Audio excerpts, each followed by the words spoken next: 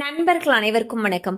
இன்னைக்கு நம்ம அந்த வீடியோல தமிழகத்தில் 10 மிக முக்கிய அறிவிப்புகள் சற்று முன் வெளியாகி இருக்கு. சோ அது என்னென்ன அறிவிப்புகள் அப்படிங்கறத பத்தி தான் இப்ப நம்ம பார்க்க போறோம். வீடியோக்குள்ள போறதுக்கு முன்னாடி இதுவரைக்கும் நீங்க நம்ம சேனலை சப்ஸ்கிரைப் பண்ணலனா உடனே சப்ஸ்கிரைப் பண்ணிருங்க. அப்படியே பக்கத்துல இருக்கக்கூடிய பெல் பட்டனையும் கிளிக் பண்ணிருங்க. அப்பதான் நாங்க போடக்கூடிய அனைத்து பயனுள்ள தகவல்களும் உங்களை கரெக்ட் டைம்க்கு ரீச் ஆகும். இப்ப வாங்க வீடியோக்குள்ள போலாம். மகளிர் பாதுகாப்புக்காக உருவாக்கப்பட்ட சிங்கப்பெண் சிறப்பு அதிரடி படையை முதலமைச்சர் திரு விஜய் அவர்கள் ஓரிரு நாளில் தொடங்கி வைக்க இருப்பதாக தகவல் வெளியாகியுள்ளது. பரந்தூர் ஏர்போர்ட் அமைக்கும் பணிகள் தற்காலிகமாக கைவிடப்பட்டுள்ளன. ரத்து செய்யப்பட்ட நீட் தேர்வு கட்டணத்தை திரும்ப பெறுவதற்கான கால அவகாசம் ஜூன் 22ஆம் தேதி வரை நீட்டிக்கப்பட்டுள்ளது. 500க்கும் மேற்பட்ட அரசு சேவைகளை வெற்றி தமிழ்நாடு என்ற செயலி மூலம் பெறலாம் என்று தாவேக வாக்குறுதி அளித்திருந்தது.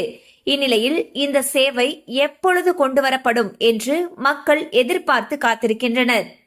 தமிழ்நாட்டிலிருந்து கோவையை சேர்ந்த மோகனாவை உச்சநீதிமன்றத்தில் நீதிபதியாக நியமனம் செய்ய கொலேஜியம் பரிந்துரை செய்துள்ளது.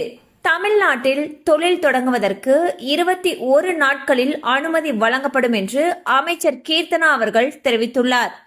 தமிழக அரசு கொண்டு வந்த ஆன்லைன் கேமிங் தடை சட்டம் செல்லும் என்று சுப்ரீம் கோர்ட் தெரிவித்துள்ளது.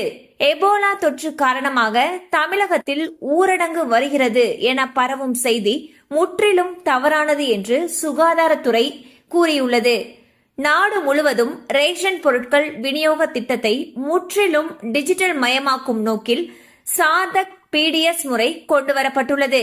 இதற்காக 25,630 கோடியை ஒதுக்க மத்திய அமைச்சரவை கூட்டத்தில் ஒப்புதல் அளிக்கப்பட்டுள்ளது. தமிழக அரசு அறிவித்த பயிர்க்கடன் தள்ளுபடியை பெறுவதற்கு விவசாய அடையாள எண் அவசியம். இந்த எண் இல்லாதவர்கள் ஜூன் 15ஆம் தேதிக்குள் விண்ணப்பித்து பெற்றுக்கொள்ளலாம் என்று அறிவுறுத்தப்பட்டுள்ளது. பள்ளிகளுக்கு மேலும் 4 நாட்கள் கூடுதல் விடுமுறை அளிக்க வேண்டும் என்று பெற்றோர்கள் கோரிக்கை விடுத்துள்ளனர். ஏற்கனவே ஜூன் 4ஆம் தேதி பள்ளிகள் திறக்கப்படும் என்று அரசு அறிவித்துள்ளது. இந்நிலையில் கோடை விடுமுறையை கழிக்க வெளியூர் சென்றோர் சொந்த ஊர் திரும்ப ஏதுவாக ஜூன் 8ஆம் தேதியில் பள்ளிகள் திறக்கலாம் என்று வலியுறுத்துகின்றனர். தாவேக அமைச்சர்கள் எம்எல்ஏக்கள் யாரேனும் ஊழல், லஞ்சம், முறைகேடு உள்ளிட்ட புகார்களில் சிக்கினால் உடனடியாக அவர்களுடைய பதவி பறிக்கப்படும் என்று முதலமைச்சர் திரு விஜய் அவர்கள் கராராக கூறியிருப்பதாக தகவல் வெளியாகியுள்ளது. சுகாதாரத்துறையில் பொது பணியிட மாறுதல் கவுன்சிலிங் மூலம் வெளிப்படையாக நடத்தப்படும் என்று அமைச்சர் திரு அருண்ராஜ் அவர்கள் உறுதியளித்துள்ளார். கண்டிப்பா அந்த அப்டேட் உங்களுக்கு பயனுள்ளதா இருந்திருக்கும் நம்புறோம். மேலும் இது போல அப்டேட்ஸ் உங்களை உடனே ரீச் ஆகணும்னு நினைச்சீங்கன்னா நம்ம சேனலோட தொடர்ந்து இணைந்திருங்கள். தேங்க்யூ ஃபார் வாட்சிங்.